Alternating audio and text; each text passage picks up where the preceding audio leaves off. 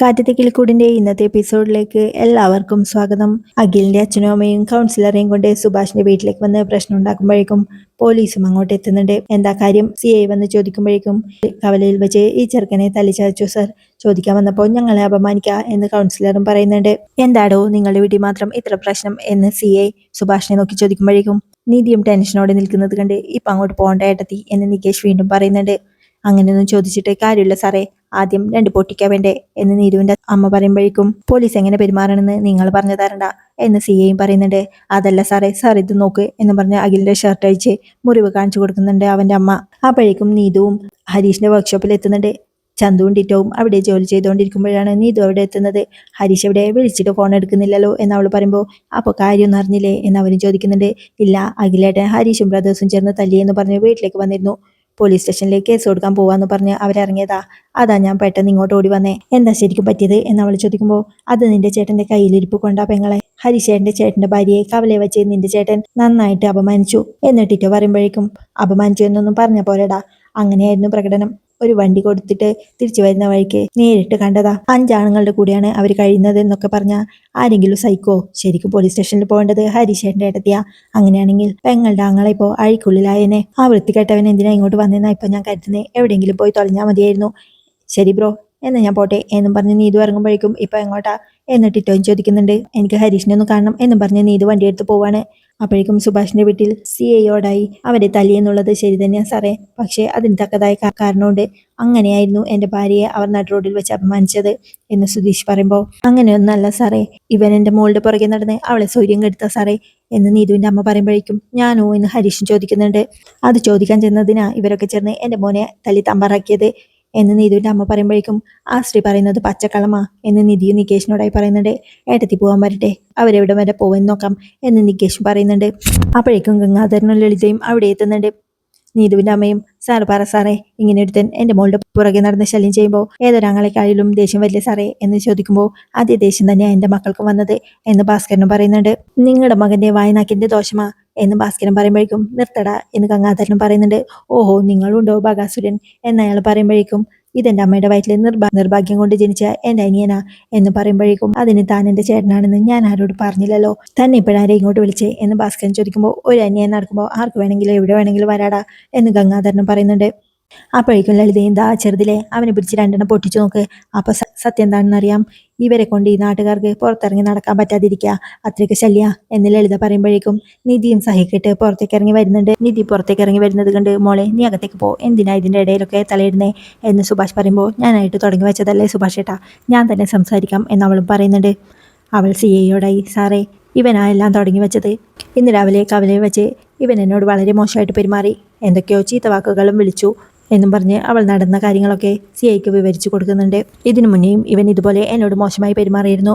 പക്ഷെ അപ്പോഴൊക്കെ ഇവന്റെ അനിയത്തി ഞങ്ങളുടെ അനിയൻ ഹരീഷുമായിട്ട് ഇഷ്ടത്തിലാണല്ലോ, വെറുതെ ഒരു പ്രശ്നത്തിന് നിൽക്കണ്ട എന്ന് കരുതി ഞങ്ങളെല്ലാം സഹിക്കായിരുന്നു. എൻ്റെ വീട്ടിൽ എൻ്റെ ഭർത്താവും സഹോദരങ്ങളും അച്ഛനും അങ്ങനെ 5 ആണുങ്ങളുണ്ട്. അവരെ എന്നെയും ചേർത്ത് വൃത്തികേട് പറഞ്ഞു. അതെനിക്ക് സഹിക്കാൻ പറ്റിയില്ല. അത് ഞാൻ അവരോട് വന്ന് പറഞ്ഞപ്പോൾ അവരും വന്ന് ചോദിക്കാൻ ചെന്നു. അങ്ങനെ വഴക്കായി. വീട്ടിലിരിക്കുന്ന പെണ്ണുങ്ങളെ പറ്റി അപവാദം പറഞ്ഞ ആണുങ്ങൾക്ക് ദേഷ്യം വരില്ലേ സാർ എന്നവൾ ചോദിക്കുമ്പോഴേക്കും ഉറപ്പായും വരും എന്ന് നീതുവിൻ്റെ ശബ്ദവും അവർ കേൾക്കുന്നുണ്ട്. അവരെല്ലാവരും അങ്ങോട്ട് നോക്കുമ്പോഴേക്കും നീതുവും അങ്ങോട്ട് നടന്നു വന്ന് നിങ്ങൾ എന്തൊക്കെയായി കാണിച്ചു വയ്ക്കുന്നേ, എന്തിനാ ഈ പോലീസിനൊക്കെ വിളിച്ചേ എന്നവൾ ചോദിക്കുമ്പോഴേക്കും നീ എന്തിനാ ഇങ്ങോട്ട് വന്നേ വീട്ടിൽ പൊടി എന്ന് അമ്മയെ പറയുന്നുണ്ട്. കുട്ടി ഏതാ എന്ന് CI ചോദിക്കുമ്പോൾ ഞാൻ ഇവരുടെ മക്കളാ, നീതു ഇതെന്റെ സഹോദരനാ. ഇവർ പറയും പോലെ ഹരീഷ് ഫാമിലിയും അത്ര മോശക്കാരൊന്നും എൻ്റെ ചേട്ടനാ ഇതൊക്കെ തുടങ്ങി വെച്ചത് എന്ന് നീതു പറയുമ്പോഴേക്കും എടാ ബകാസുര നീ ഇത് കേട്ടില്ലേ എന്ന് ഭാസ്കരനും ഒരു ചിരിയോടെ ചോദിക്കുന്നുണ്ട്. കുട്ടിയെ നിൽക്കുന്ന ഹരീഷ് പുറകെ നടന്ന് ശല്യം ചെയ്യുന്നു എന്ന് പറഞ്ഞിട്ടാ കുട്ടിയുടെ ചേട്ടൻ ചോദിക്കാൻ ചെന്നത്, അങ്ങനെ ഈ പ്രശ്നങ്ങളൊക്കെ ഉണ്ടായത് എന്നാ കുട്ടിയുടെ അമ്മ പരാതി നൽകിയത് എന്ന് CI പറയുമ്പോൾ അതൊന്നും സത്യമല്ല സാർ, എൻ്റെ പുറകെ ആരും നടന്നിട്ടില്ല. ഞാൻ ആ ഹരീഷിൻ്റെ പുറകെ നടന്നത്. എനിക്ക് ഹരീഷിനെ ഇഷ്ടമാണ്, അതിവർക്ക് ഇഷ്ടമല്ല. ഹരീഷായാലും അവൻ്റെ വീട്ടുകാരായാലും അത്ര കുഴപ്പക്കാരൊന്നുമല്ല എന്ന് ഇത് പറയുമ്പോഴേക്കും അയ്യടി ഇവർ നിന്നെ പേടിപ്പിച്ച് കയ്യിലെടുത്തോ എന്ന് ലളിത നീതുവിനോടായി ചോദിക്കുന്നുണ്ട്. സാറേ, ഇവരവളെ പേടിപ്പിച്ച് നിർത്തിയതായിരിക്കും, ഇവരെ പറ്റി എനിക്കറിയില്ലേ, ഇവരെല്ലാം കുഴപ്പക്കാർ തന്നെ എന്ന് ലളിത പറയുന്നത് കേട്ട് സാറേ, ഈ നാട്ടിൽ ഈ വീട്ടുകാരെ പറ്റി കുറ്റം പറഞ്ഞ് നടക്കുന്ന രണ്ടുപേരേ ഉള്ളൂ. അതുതാ ഇവർ രണ്ടുപേരുവാ എന്ന് പറഞ്ഞ് ഗംഗാധരനെ ലളിതയും നിധി ചൂണ്ടിക്കാണിക്കുന്നുണ്ട്. അല്ലെങ്കിലും ഈ കുടുംബത്തിനെ പറ്റി വേറെ എന്തെങ്കിലും ഒരു പരാതി സ്റ്റേഷനിൽ കിട്ടിയിട്ടുണ്ടോ എന്ന് നിധി ചോദിക്കുമ്പോഴേക്കും സിയെയും ഒന്നും മിണ്ടാതെ അവൾ പറയുന്നത് കേട്ട് നിൽക്കുന്നുണ്ട്. എന്നെ ഇവർ ഇതുവരെയും ഭീഷണിപ്പെടുത്തിയിട്ടില്ല സാർ. എന്നെ ഭീഷണിപ്പെടുത്തിയത് എൻ്റെ വീട്ടുകാരാ, എൻ്റെ അച്ഛനും അമ്മയും ചേട്ടനുമാ ഇത്. അല്ലെങ്കിലും ഒരു പെൺകുട്ടിയോട് ഇത്രയും മോശമായി പെരുമാറിയാ പിന്നെ അടിക്കല്ലാതെ വേറെന്താ ചെയ്യണ്ടേ സാർ? ആദ്യം അറസ്റ്റ് ചെയ്യേണ്ടത് എൻ്റെ ചേട്ടൻ അഖിലിനെയാ എന്ന് നീതു പറയുമ്പോഴേക്കും ലളിതയുടെ ഫോണിലേക്ക് സുനന്ദയുടെ കോൾ വരുന്നുണ്ട്. ഗംഗേട്ട, സുനന്ദയും ഭർത്താവും വീട്ടിലെത്തിയെന്ന് തോന്നുന്നു എന്ന് പറയുമ്പോഴേക്കും എങ്കിൽ നീ വേഗം വീട്ടിലേക്ക് ചെല്ലി, ഇങ്ങോട്ട് വരുത്താനാക്കണ്ട എന്ന് ഗംഗാധരനും പറയുന്നുണ്ട്. എങ്ങനെയെങ്കിലും പറഞ്ഞ് കുറച്ച് ദിവസം ഇവരെ ജയിലിൽ കിടത്താൻ നോക്കണം എന്ന് ലളിത പറയുമ്പോൾ അതൊക്കെ ഞാൻ നോക്കിക്കോളാം, നീ ചെല്ലേ എന്ന് പറഞ്ഞ് ഗംഗാധരനും ലളിതയെ പറഞ്ഞയക്കുന്നുണ്ട്. ലളിത വീട്ടിലെത്തുമ്പോഴേക്കും സുനന്ദയും മുറ്റത്ത് നിൽക്കുന്നുണ്ട്. വന്നില്ലേ എന്നെ അമ്മ ചോദിക്കുമ്പോൾ എന്നെ എവിടെയാക്കിയിട്ട് ജംഗ്ഷൻ വരെ പോയിട്ട് വരാം എന്ന് പറഞ്ഞു പോയതാ എന്ന് സുനന്ദയും പറയാണ്.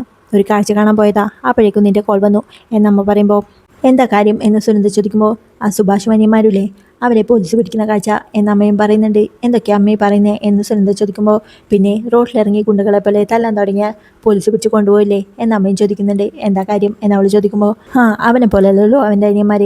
രണ്ടാമത്തവൻ ഒരു പെണ്ണെ വളച്ചു കൊണ്ടുവന്നപ്പോൾ മൂന്നാമത്തവൻ വേറൊരു പെണ്ണെ വളച്ച് വശത്താക്കാൻ നോക്കി. അത് ചോദിക്കാമെന്ന് ചെന്ന അവൻ്റെ ചേട്ടനെ എല്ലാ 4 പേരും കൂടി അടിച്ചൊതുക്കി. അവൻ്റെ തന്തയും തള്ളയും ഇതൊക്കെ കണ്ട് ചുമ്മാതിരിക്കോ? ആ ഓട്ടോക്കാരൻ ചന്ദ്രനില്ലേ അവൻ്റെ മോളാ എന്നമ്മ പറയുമ്പോൾ നീ ഇതുവോ എന്ന് സുനന്ദയും സംശയത്തോടെ ചോദിക്കുന്നുണ്ട്. പേരൊന്നും എനിക്കറിയില്ല എന്നമ്മ പറയുമ്പോഴേക്കും നീതുവിന് പക്ഷേ ഹരീഷിനെ ഇഷ്ടമായിരുന്നല്ലോ എന്ന് സുനന്ദയും പറയുന്നുണ്ട്. എന്തിഷ്ടം? അവൻ ചാക്കിട്ട് പിടിച്ച ഇഷ്ടമല്ലേ എന്നമ്മ പറയുമ്പോഴേക്കും ഞാനിപ്പോൾ വരാം എന്ന് പറഞ്ഞ് സുനന്ദയും പുറത്തേക്ക് ഇറങ്ങുന്നുണ്ട്.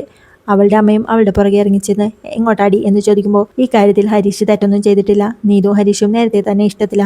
അവരങ്ങനെ ചെയ്തിട്ടുണ്ടെങ്കിൽ അതിന് തക്കതായ വേറെന്തെങ്കിലും കാരണം ഉണ്ടാവും എന്ന് സുനന്ദ പറയുമ്പോഴേക്കും എടി നീ കല്യാണം കഴിഞ്ഞ പെണ്ണ വേറൊരു വീട്ടിൽ ചെന്ന് ഇങ്ങനൊന്നും സംസാരിക്കുന്നത് അശ്വിൻ അറിഞ്ഞാളുണ്ടല്ലോ എന്ന് പറയുമ്പോൾ അശ്വിൻ അറിഞ്ഞാൽ ഒരു കുഴപ്പമില്ല, അശ്വിനെ എല്ലാം അറിയാം എന്ന് അവളും പറയുന്നുണ്ട്. എന്തറിയാമെന്നാ നീ പറയുന്നേ എന്നമ്മ സംശയത്തോടെ ചോദിക്കുമ്പോഴേക്കും അശ്വിനെ എല്ലാം അറിയാം എന്നും പറഞ്ഞ് അമ്മയുടെ കൈയും വിട്ട് അവൾ നടന്നു പോകുന്നുണ്ട്. നീ കുടുംബത്തിൻ്റെ മാനം കളയോടി എന്നും പറഞ്ഞ് ലളിതയും അവളുടെ പുറകെ പോകുന്നുണ്ട്. അപ്പോഴേക്കും നീതുവിൻ്റെ അച്ഛനും ഈ ചെറുക്കൻ എന്തോ പറഞ്ഞ് ഇവളെ പേടിപ്പിച്ചിട്ടുണ്ട്. അതാ ഇവളിങ്ങനെയൊക്കെ പറയുന്നേ എന്നും പറഞ്ഞ് അഖിലിനോടായി നീ എന്താ നടന്നതെന്ന് വാ തുറന്ന് പറയടാ എന്ന് അച്ഛൻ പറയുമ്പോഴേക്കും അച്ഛൻ പറയുന്നത് ശരിയാ സാറേ, എൻ്റെ പെങ്ങളുടെ പുറകെ നടക്കുന്നതുകൊണ്ട് ഞാൻ അവനോടൊന്ന് ചോദിച്ചതാ. അതിനെല്ലാവരും കൂടി സംഘം ചേർന്ന് വന്ന് തല്ലിയിട്ട് ഇപ്പോൾ കാര്യങ്ങൾ പോലീസ് കേസാവുമെന്ന് കണ്ടപ്പോൾ വളച്ചൊടിച്ച് പറയാ എന്ന് അഖിൽ പറയുമ്പോഴേക്കും എന്നെ ആരും പറഞ്ഞു പേടിപ്പിച്ചിട്ടൊന്നുമില്ല.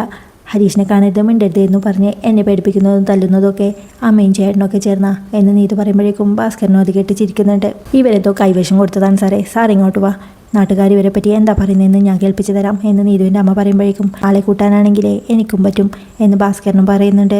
എന്ന് ഭാസ്കരൻ പറയുമ്പോഴേക്കും സുനന്ദയും അങ്ങോട്ട് എത്തുന്നുണ്ട്. സുനന്ദയും അങ്ങോട്ട് വന്ന് ഗംഗാധരനോടായി ഗംഗാധരൻ മാമന് നാണമില്ലേ, സുഭാഷ് ചേട്ടനെയും കുടുംബത്തിനെയും നാണം കെടുത്തിയിട്ടും മതിയായില്ലേ എന്ന് ചോദിക്കുമ്പോൾ എടി സുനന്ദേ എന്ന് ലളിതയും താക്കിയതോടെ അവളെ വിളിക്കുന്നുണ്ട്. അമ്മ മിണ്ടരുത്, ഒരു രാത്രി ഇവിടെ വന്ന് സുഭാഷ് ചേട്ടൻ്റെ കാല് പിടിച്ച് കരഞ്ഞത് ഓർമ്മയുണ്ടോ? അതിന് ഈ നാട്ടുകാരോട് ഞാനായിട്ട് പറയണോ എന്ന് ചോദിക്കുമ്പോഴേക്കും പറ എന്നും പറഞ്ഞ് ഭാസ്കരനും ചിരിക്കുന്നുണ്ട്. അവൾ സാറിനോടായി സാറേ നീതുവിൻ്റെ ജൂനിയറായിട്ട് പഠിച്ച കുട്ടിയാ, അവൾക്ക് പണ്ടേ ഹരീഷിനെ ഇഷ്ടമാണ്. കുട്ടിക്കാലം മുതലേ എനിക്ക് പരിചയമുള്ള കുടുംബം ഇത്. ഇവരെ പറ്റി ഈ നാട്ടിൽ ആകെ മോശം പറഞ്ഞ് നടക്കുന്നത് എൻ്റെ അമ്മയും ദേ ഈ അമ്മാവനും കൂടിയാ. ഇവരെ ഇവിടുന്ന് ഓടിച്ചിട്ട് ഈ വീടും പറമ്പ് സ്വന്താക്കണം, അതാ ഇവരുടെ ആഗ്രഹം.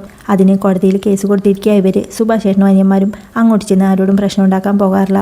അവരെന്തെങ്കിലും പ്രശ്നം ഉണ്ടാക്കിയിട്ടുണ്ടെങ്കിൽ അതിന് തക്കതായ കാരണം ഉണ്ടാവും എന്നൊക്കെ സുനന്ദ പറയുമ്പോഴേക്കും സുനന്ദ പറഞ്ഞതാ ശരി, ഇവിടെ ഒരു പെണ്ണുവാഴിലെന്നും പറഞ്ഞ് സുഭാഷ് ചേട്ടൻ വരുന്ന എല്ലാ കല്യാണവും മുടക്കിയത് ഇവർ രണ്ടുപേരും ചേർന്ന അത് വിശ്വസിച്ചിട്ടാണ് നീതുവിൻ്റെ അച്ഛനും അമ്മയും ഇവരുടെ കല്യാണത്തിന് എതിർക്കുന്നത്.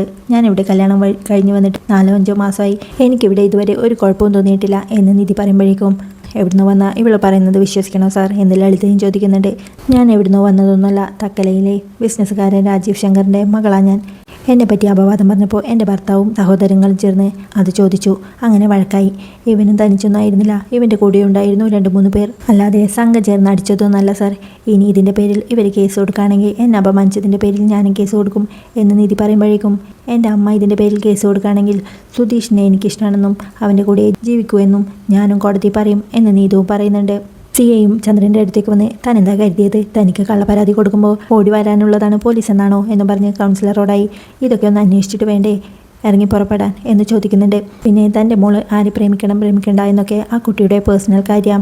ഇനി ആ പേരും പറഞ്ഞ് നിങ്ങളുടെ മോൻ പ്രശ്നത്തിന് പോയാൽ അറിയാലോ കളി കാര്യമാവും എന്ന് സിയെയും ചന്ദ്രനോടായി പറയുന്നുണ്ട്. സിയെ സുധീഷിൻ്റെ അടുത്തേക്ക് വന്ന് നിങ്ങളുടെ വികാരം എനിക്ക് മനസ്സിലാവും, പക്ഷേ ഇതിനൊക്കെ നിങ്ങൾ ഇറങ്ങി പുറപ്പെടാൻ തുടങ്ങിയാൽ പിന്നെ പോലീസിൻ്റെ ആവശ്യമില്ലല്ലോ.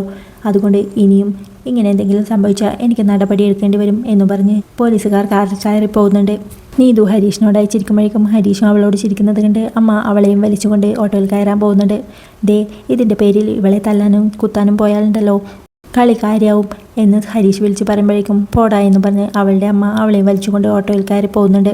അവർ പോകുമ്പോഴേക്കും സുധീഷ് നിധിയോടായി നിധി പൊളിച്ചുട്ടോ എന്ന് പറയുന്നുണ്ട്. എല്ലാവരും അവളെ നോക്കി ചിരിക്കുമ്പോഴേക്കും ഭാസ്കരനും ബക്കാസുരൻ ചേട്ടാ പൂതന പെങ്ങളെയും കൂട്ടി പോകുന്നില്ലേ എന്ന് ചോദിക്കുമ്പോൾ എന്ന് ഭാസ്കരൻ പറയുമ്പോഴേക്കും വാടി എന്ന് പറഞ്ഞ് സുനന്ദയും വിളിച്ച് ലളിത പോകാൻ ഒരുങ്ങുന്നുണ്ട്. അപ്പോഴേക്കും നികേഷും സുനന്ദേച്ചി എന്ന് വിളിക്കുമ്പോഴേക്കും സുനന്ദ അവനെ തിരിഞ്ഞു നോക്കാണ്. താങ്ക്സ് എന്നവൻ പറയുമ്പോൾ സുനന്ദയും ഒരു ചിരിയോടെ അമ്മയുടെ കൂടെ പോകുന്നുണ്ട്. സുനന്ദയും അമ്മയും വീട്ടിലെത്തുമ്പോഴേക്കും അമ്മ അവളെ വലിച്ച് ഹാളിലേക്ക് കൊണ്ടുപോകുന്നുണ്ട്. വാടി ഇങ്ങോട്ട് എന്ന് അമ്മ പറയുമ്പോൾ നിങ്ങൾക്ക് എന്താ ഭ്രാന്ത് പിടിച്ചോ എന്നവളും ചോദിക്കുന്നുണ്ട്. അതേടി നിന്റെ കല്യാണം കഴിഞ്ഞതല്ലേ, പിന്നെ നിനക്കിപ്പോഴും ആ കുടുംബമായിട്ട് എന്താ ബന്ധം എന്ന് ചോദിക്കുമ്പോൾ അതെൻ്റെ അമ്മാവിൻ്റെ കുടുംബമാണ്, കല്യാണം കഴിഞ്ഞെന്ന് കരുതി എല്ലാ ബന്ധവും ഞാൻ ഉപേക്ഷിക്കണം എന്നുണ്ടോ എന്നവളും ചോദിക്കുന്നുണ്ട്. ഞങ്ങൾക്കില്ലാത്ത എന്ത് ബന്ധാടി നിനക്കുള്ളത്, അതുമല്ല പോലീസുകാരുടെ മുന്നിൽ അവളുടെ ഒരു പ്രസംഗവും എന്നമ്മ പറയുമ്പോഴേക്കും ഒരു കാര്യമില്ലാതെ ആ സുഭാഷേട്ടൻ്റെയും അനിയന്മാരുടെയും മേലിൽ അവർ പഴിചാരിയത് അതൊക്കെ കേട്ടിട്ട് ഞാൻ മിണ്ടാതിരിക്കണോ എന്നവൾ ചോദിക്കുമ്പോഴേക്കും അവരെ ആരെന്തു പറഞ്ഞാലും നിനക്കെന്താ ചേതം, വന്ന് കയറിയപ്പോഴേ അങ്ങോട്ട് ഓടാനാണല്ലോ തിരക്ക് എന്ന് ഗംഗാധരനും ചോദിക്കുന്നുണ്ട്.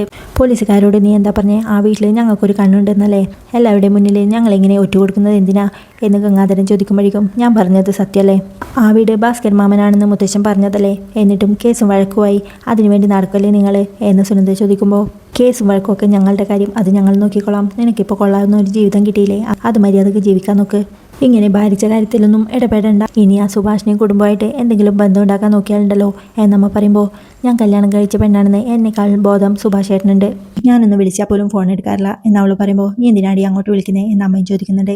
അതിലെന്താ തെറ്റ്, അവരെനിക്ക് അന്യരൊന്നല്ലല്ലോ എന്ന് ദേഷ്യത്തോടെ അമ്മയെ നോക്കി ചോദിക്കുന്ന സുനന്ദയെ കാണിച്ചുകൊണ്ടാണ് ഇന്നത്തെ എപ്പിസോഡ് അവസാനിക്കുന്നത്. ഈ കിളിക്കൂടിൻ്റെ ബാക്കി വിശേഷങ്ങൾ